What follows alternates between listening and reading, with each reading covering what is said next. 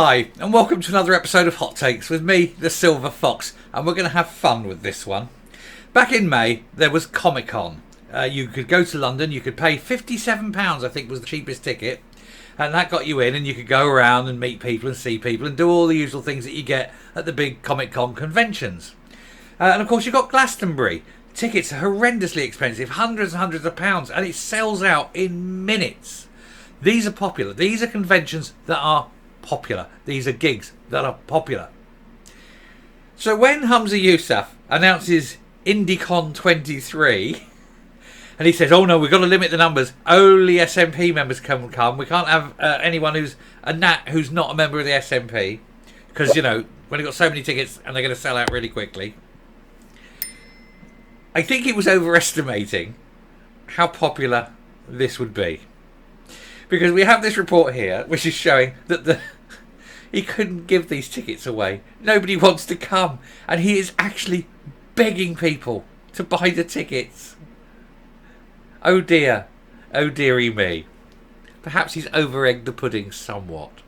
Let's have a look at this, and I promise I'll try and keep the laughter down to an absolute minimum. So Nats shun Humza Yousaf's indie convention as he sends out messages begging people to sell these tickets because they need the money. That's the whole point of this indie convention. It is not, oh, let's all be great and look, we're going to go into. It's money. This party is skint. It's absolutely penniless. And so they need this convention so people pay their money and they come along and they all feel jolly good about themselves and they drink cheap wine, have a cheap sandwich, and they all go, and they put money into the coffers of the party. It is not good. It is not good. However, he couldn't sell the tickets even to his own supporters because nobody really likes him. They don't want to pay good money to go and see him. Or Shona Robinson, she's a moron. You know, they're all morons and everyone's finally finding this out. And they're going, well, I ain't paying money for that. I sold that for a game of soldiers. Anyway, the Nats upcoming conference still has tickets up for grabs as the First Minister attempts to spike interest among members. Honestly, he's desperate. They are absolutely desperate. So anyway, Humza Yousaf is flogging tickets for his party's convention on independence just a week before the event. He's flogging a dead horse, that's for sure. The meeting has been accused of peddling a fiction, given the Section 30 rejection from the UK government, whose authority was backed by the Supreme Court. Polling also remains unchanged, with no in the lead. It doesn't matter how many conventions you have, you're not going to change anything.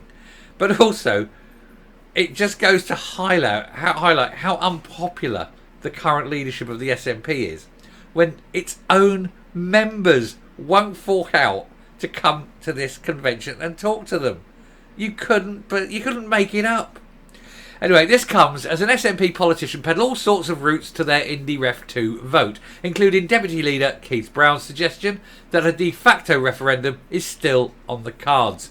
I've noticed something. They keep spelling it. It's not the first time I've noticed this. They keep spelling deputy, D-E-P-U-T-E. Is it as though somebody doesn't understand how to actually spell deputy and just does it by the way the letters sound?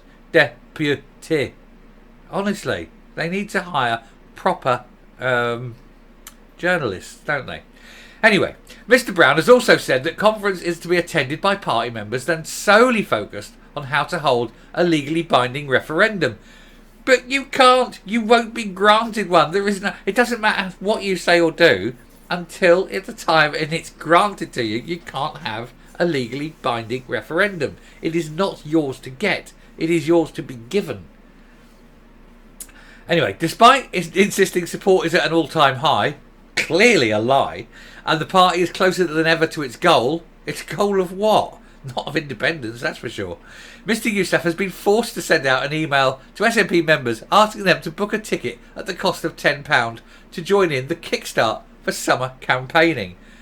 He is desperate. He is solely desperate. He must realise that the game is up. He's like, I can't even... What? We're having a convention and nobody wants to come. It's like, you know that kid at school, the very unpopular kid. It's my birthday this weekend and he goes out and his mother buys him all the stuff and he has the table all made out and there's a big cake and nobody comes. That's Humza Yousaf. Humza Yousaf is now the unpopular kid. Anyway, the party had previously planned to hold a similar event in March, but it was cancelled following Nicola Sturgeon's shock resignation. She'd had the phone call from the Chief Constable saying, "We're coming to get you." Oh, I better leave then. Since then, Mr Yousaf has reportedly been warning MSPs that any undermining of unity, like criticising his decision not to suspend Miss Sturgeon, harms the Indy push, while also stating that independence is not wanted. In a car crash interview with Laura Kuenssberg, yeah, he said we've got to push for independence, but nobody wants it. Yeah, I know nobody wants it, but we've still got to push for it. And then he wonders why he can't sell tickets. Poor deluded fool. The day-long event held at Dundee's Caird Hall will also close to his house. Then convenient for him. Will come a week after the fourth independence paper is published by the Scottish government. The previous three have failed to make waves in the majority. Because it's totally stupid ideas. Oh, what we're going to have a vote on this. Oh, we're going to have a vote on that. And then, no, you don't. It's pointless. Anyway, in an email, Mr Yousaf attempted to entice members. Well, the only way he'd get members to be enticed enough to come along and pay £10 to see anything is if he said he's going to announce his resignation. That would get some interest, wouldn't it? Although it'd be journalists only. It'd be filled, but with journalists. Anyway. He told them, "You are vital to our efforts to secure our country's independence, even though the majority don't want it." The venue holds around 20,000 seats. That's a bit overestimating the amount of interest, isn't it? You could have done it in a cafe. And there were 75,000 SNP members at the last count, they claim. Anyway, this has attracted the attention of Wings Over Scotland, who said the First Minister can't shift 2,000 tickets to a crucial special conference about its supposed primary purpose. I bet he hasn't shifted 200. And if he has, it's probably only to the SNP, MSPs, MPs and their families. MSP Ash Regan, who received just over 10% of the vote during the leadership campaign, told SNP members that 50% plus one vote for Skexit parties at any election would be enough to break up the UK. But that's quite clearly untrue. While she lost to Mr Yousaf, she represents a hardline sector of voters, the absolute swivel-eyed loons. The leadership revealed another split in the party. One of many. Let's face it, there are many splits in that party.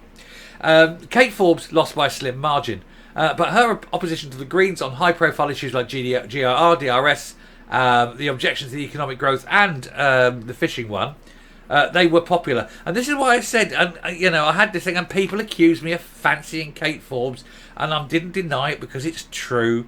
But I think she'd have been a better leader. She certainly would have united the party, and she would not, I think, have put up with the Greens. Certainly not to the extent that Humza Yousaf is browbeaten by them. She's still SNP, so it isn't great, but at least she's not as bad, if you can work it through degrees of terribleness. Anyway, the party may also have bigger issues at hand after recent polling put Hollywood's unionist parties in a prime position to hold the majority, as the SNP look to lose 18 seats, at least 18 seats, to Labour and their Green Party partners. It will be a shame, wouldn't it? I will be following that news story, and so will you. This will be the first major event for Mr Yousaf since he took over from Mr Sturgeon. Well, I don't know. You don't know. You never know, do you? The SNP has been contacted for comment, but none was forthcoming because they are running for it. He can't sell tickets to his little party. Oh, bless. You sad, sad man. Honestly, he's as popular as scurvy, isn't he? Anyway, I shall round off and I shall come up. It is sad, isn't it? But I tell you what, I'm thinking about it. It's actually not a terrible idea. I mean, and I think it's possibly the first idea he's had that wasn't actually a terrible idea. It was, let's just have a convention, let's get everyone together, let's have this and discuss things and whatever, and have a group, and we can raise some well-needed funds. Okay, it's actually, as an idea goes, it's actually an absolutely fine idea. And was it any other party, it would have proved to be very popular. I think the problem is the SNP supporters wouldn't recognise a good idea if it bit them, because all they ever get from the SNP are terrible ideas. And because this wasn't a terrible idea, they thought, oh, don't like that then, and won't come.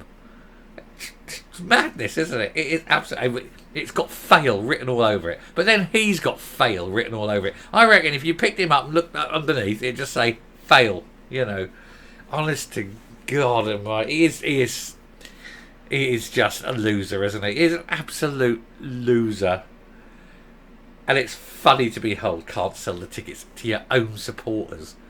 Anyway, I shall round off there. I'm still giggling.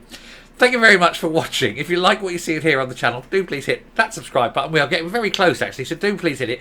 About 2/3 of the people, and the regular viewers, because we get the metrics. About 2/3 of you regular viewers haven't hit the subscription button. If you're a regular viewer, hit it. We'll get up there. It'd be brilliant.